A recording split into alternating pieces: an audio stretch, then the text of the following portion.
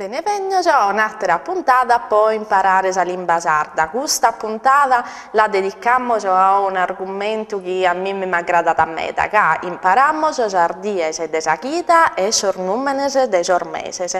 Poi io quando abbiamo fatto la prima puntata che cambiando, italianizzando su sardo, a so sardo cervegna mancare delle schire commenti si mutin a beru sordir de sa schida, sa sormese, sos periodo de sanno e noi nos siamo posto sul proposito della recuperare questa cosa, giustamente della armutire questo numero giusto, perché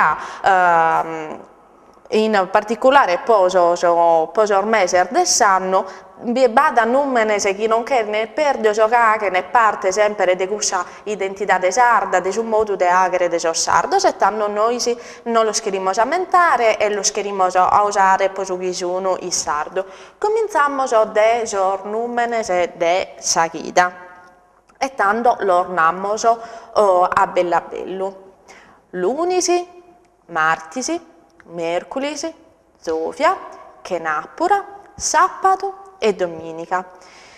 A su femminile, come te notavo, veste solo Sofia, Chenapura e domenica. Lo comprendete se che di cosa e cosa sono sul femminile. E come in italiano si possono accompagnare sia del suo articolo determinativo che dell'articolo indeterminativo. E tanto potete intendere una domenica, uno lunedì, su sabato, sa Chenapura. E come in italiano, come tapozenao, potete usare questi articoli a seconda di come voi bisogna. Badate che tanto voi sapponao che